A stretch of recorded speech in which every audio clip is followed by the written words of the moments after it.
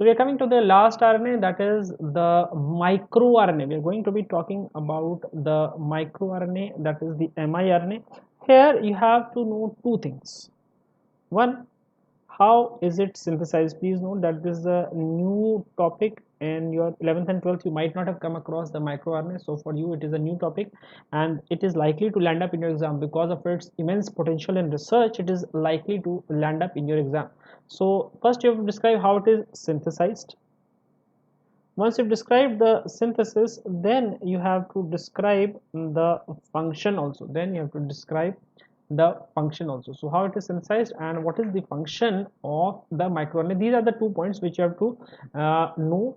They can be asked separately. For example, question can be only, okay, describe the synthesis of microRNA, or question can be describe the function of microRNA, or it can be just write the short note on microRNA. In that case, you have to discuss both synthesis and function. In brief, you have to discuss both the points. Later on, when you are doing the MCQs, a lot of points to know in both synthesis and function, which can be asked as a single one-liner MCQs. So we'll take a look at those points as well. Okay, let's first take a look how the microRNA is synthesized. Some idea we had got when we were making the table for action of RNA polymerases in the eukaryotes, how the different products are being formed. So let us first take a look at the microRNA synthesis and then at the function. MicroRNA is mainly found in the eukaryotes.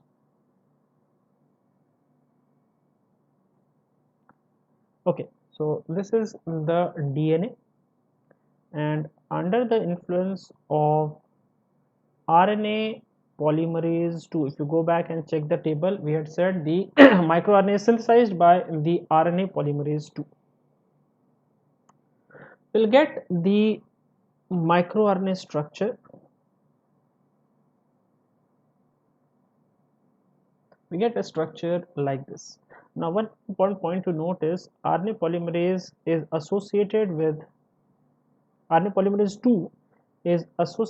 with capping and tailing enzymes. RNA polymerase 2 is associated with capping and tailing enzymes. So as soon as the microRNA is formed, there is attachment of the poly A tail and the 7-methyl guanosine cap. As soon as the transcription is completed, these two are added. Another point you will note is in some parts the microRNA is complementary to itself. The other parts do not complement each other. So some parts form the double-stranded RNA structure, some parts are protruding outside. Because of this peculiar shape and additionally the RNA folding upon itself, this structure is sometimes compared to a stem. Just like we have the protrusions from a stem where the branch comes out, and because it is looping upon itself, it is called the stem loop structure. The structure where we have the cap and the tail is known as the primi-RNA. The primi-RNA, the primi stands for the primary microRNA. The primi stands for the primary microRNA. This primary microRNA is quickly acted upon by two enzymes. It is quickly acted upon by two enzymes. They are DROSHA and the DGCR8. The DROSHA and DGCR8. Please note, the DGCR8 is also very frequently known as by its nickname PASHA. The DROSHA and PASHA. The DROSHA and PASHA will act, and what do? They cleave the cap and the tail. The cap and tail have been added, but they are not required. The cap and tail, although they have been added, they are not required. So they are immediately removed by the two enzymes, the DROSHA and the PASHA, resulting in this structure.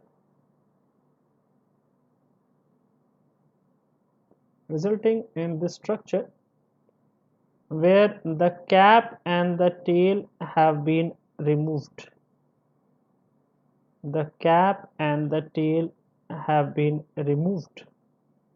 Alright, this structure is closer to the actual microRNA, so it is called the pre-microRNA. Previously it was the primary microRNA, now it is the pre-microRNA. So this is the post-transcriptional modification because it is still occurring inside the nucleus only. Till now the changes have been occurring inside the nucleus only. And as you know, in the nuclear membrane we have structures called the nuclear pore. We have structures called the nuclear pore where certain proteins help in transport of molecules from inside to outside. We have a similar protein here called the exportin 5.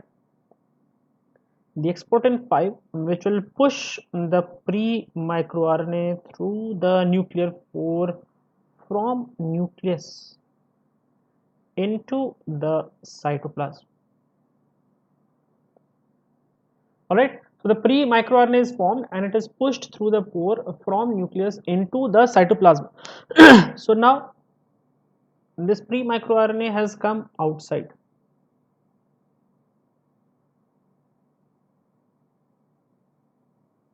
This pre-microRNA has come outside.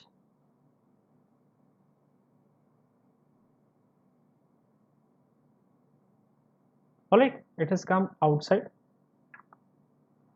And in the cytoplasm,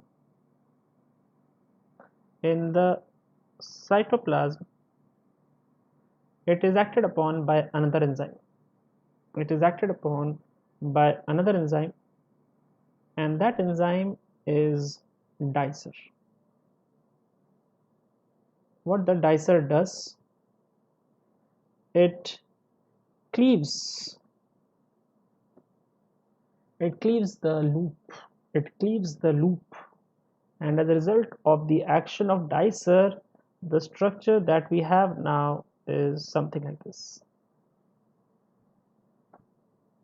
The structure that we have now is something like this. Now there is no loop, there is no longer any loop. So basically we have two RNA which are paired up in certain places and which are not complementary in the other places, right? So we can't call it that double stranded RNA. What we call it is the microRNA duplex. Two microRNA which are attached together but they're not exactly complementary, so we call it the microRNA duplex. The two strands are separated. The phenomena is known as unwinding. The two strands are separated from each other, and one of them is entered into a protein complex called the RISC. One of them is entered into the protein complex called RISC. The RNA which is finally entering inside the protein complex is quite small, barely 18 to 25 nucleotide long. That's why it's called the microRNA. It is a very small RNA, and that's why it is called the microRNA. Once the microRNA is inside the RISC, the RISC is called activated, or it is called the RISC complex. Here you should know what the RISC stands for. The RISC stands for RNA induced silencing complex. The RISC stands for the RNA induced silencing complex. So once it gets the microRNA, then it becomes activated, or we call it the RISC complex. RISC complex means it already has the microRNA. Let's quickly go through the synthesis again. What is happening in the synthesis? First, under the influence of the RNA polymerase II, the transcription occurs, whereby we get the primary microRNA, which also has the cap and the tail. It has the stem loop structure. It is acted upon by the two enzymes, the DROSHA and DGCR8, also known as the PASHA. All right, the two enzymes will remove the cap and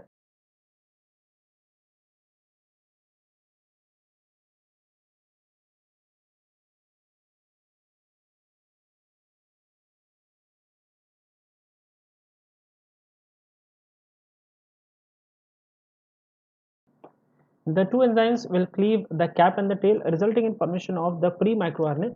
The pre-microRNA is then transported from nucleus into the cytoplasm by the action of exportin 5. It is exported outside in the cytoplasm, where now it is acted upon by the dicer. Dicer, as we said, will remove the folding, that is the loop. It will remove the loop, whereby we get the microRNA duplex. MicroRNA duplex undergoes unwinding, and one of the strands is loaded into the RISC to form the activated RISC or the RISC complex, where the RISC stands for RNA induced silencing complex,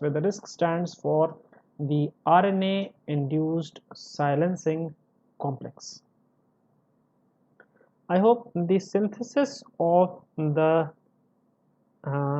microRNA complex or the RISC complex is clear to everyone. Synthesis of the microRNA or the RISC complex is clear to everyone.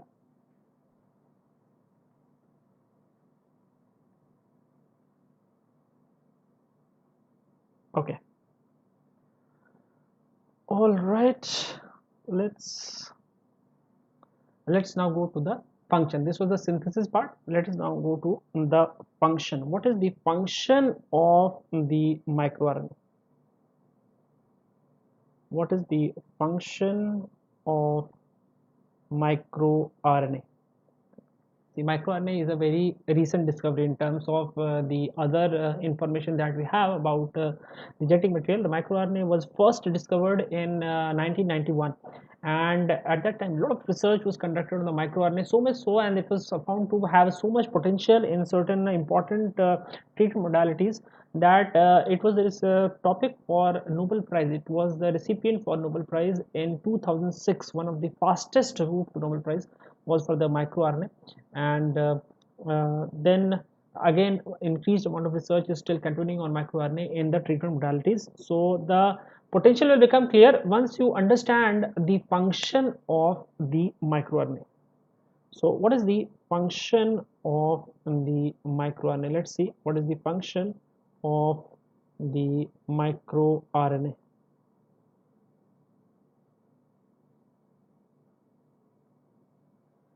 Okay, so function of microRNA is it regulates gene expression. And in this function it is very efficient. It is so efficient that one microRNA is able to regulate 50 to 100 genes. It is able to regulate the expression of 50 to 100 genes. And how is this regulation brought about? This regulation is brought about by RNA interference. The RNA interference, also known as the RNAi. Okay, RNAi or the RNA interference. So what exactly is RNA interference? What all can happen in RNA interference? When we say RNA interference, what you can see is degradation of messenger RNA. There can be degradation of messenger RNA. There can be destabilization of messenger RNA, and very importantly there can also be the prevention of translation of messenger RNA. What you have to understand, when there is exact match the microRNA is exactly complementary to a segment of the target messenger RNA. There is degradation of messenger RNA, but majority of time the exact match will not be there. There will only be a partial match. When there is a partial match, depending on the degree of matching, either there can be destabilization of messenger RNA or there can be prevention of translation of the messenger RNA, but the net result is the same. Net result is same, that is decreased protein formation. Net result is the same, that is decreased protein formation, which we call the knock down phenomena, which we call the knockdown phenomena. So decreased protein formation, which is known as the knockdown phenomena, is the actual final effect of the microRNA. Now try to understand the therapeutic potential. See, you know that there are a lot of infections, a lot of viruses which contain the RNA as their genome. So if we make specific microRNA which are complementary to the viral genome, then when the viral genome infects or when it is already present inside the cell, we can give the microRNA. The microRNA will identify the viral genome and it will cause the degradation of the RNA of the virus. Alright, this will happen when there is the exact match. This is theoretically very wonderful and it works in the lab, but when you try to do the testing, extended testing in eukaryotic cells, what happens? The degradation of the target viral RNA does occur, but the problem is the partial match. Recall that one single microRNA is able to regulate 50 to 100 genes. One of them is completely degraded, the others undergo destabilization or prevention of translation. So the side effect profile is huge. Until we are able to minimize the side effect profile, we cannot use the microRNA for the therapeutics. We cannot use the microRNA for therapeutics. In this context, the latest target for research which you have to keep in mind is the siRNA. The siRNA, also known as the silencing RNA. Silencing RNA is the counterpart of microRNA from plants. This is of plant origin. And how it is different from microRNA? It is different from microRNA because only it can cause the degradation, and we know the degradation will occur when there is a complete match. When there is complete match, only then the degradation will occur. What this implies, the side effect profile is much lower. Very low side effect profile, potentially the very low side effect profile is there if we use the siRNA, also known as the silencing RNA. Alright, the siRNA, the silencing RNA, or the short inhibitory RNA, the siRNA. So this is about the microRNA and the counterpart in the plants, that is the silencing RNA. Let's go back to our initial list of RNA that we had started. Okay, so now we have completed the microRNA also. So you can see we have completed all the different types of RNA that are there. What I'll do before we stop today, I'll just list the 6 points which are part of the genetic code, and the next class we can start off from there. We can start off from there in the next class.